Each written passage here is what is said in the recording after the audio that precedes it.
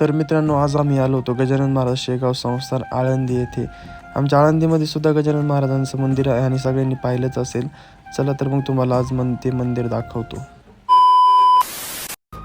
तर मित्रांनो, आज होता गुरुवार आणि गुरुवार आम्ही माऊलीचं दर्शन बाहेर घेऊन आलोच होतो की तेवढ्यामध्ये आमच्या मित्रमंडळींनी सांगितलं आपल्याला आज गजानन महाराजांचं दर्शन घ्यायचं आहे आणि मला तिकडे कामसुद्धा आहे. मग असं म्हटल्याच्या नंतर आम्ही पुलावून सरळ आलो आणि येतच होतं की आमचे जे डायरेक्टर होते कॅमेरामॅन, त्यांनी सरळ सांगितलं असं असं उभं राहा, आम्ही तुमचा व्हिडिओ काढतो. आणि व्हिडिओ काढून झाल्याच्या नंतर आम्ही घाटावरून येतच होतो की आम्हाला ही देवीची मूर्ती दिसली. मग ही मूर्ती घाटावर कशासाठी ठेवली असं हे काय आम्हाला माहीत नव्हतं, पण आम्ही दर्शन घेऊन सरळ निघलो गजानन महाराज मंदिराकडे. मग काही वेळ चालल्याच्या नंतर फायनली आम्ही पोहोचलो मंदिरामध्ये. आणि मित्रांनो, तुम्ही हे मंदिर बघितलेलं आहे का हे सुद्धा कमेंट करून सांगा. कारण डोंगराची जागा जरी असली सुद्धा त्याची जी भव्यता आहे, ते मंदिर जी बांधण्याची जी त्यांची स्टाईल आहे ती खूप सुंदर आहे. कारण मंदिर जरी वर असलं तरीपर्यंत ते खालून वरपर्यंत संपूर्ण असं फुलांना आणि हिरवेगार झाडांना सजवलेलं आहे. आणि जे फुलं आपण कधीच पाहिलेलं नाही ते फुलं इथं लावलेले होते. आणि असं बघत असताना तेवढ्यामध्येच लगे मला हे फुल दिसलं आणि हे फुल काय मला ओळखू येत नव्हतं.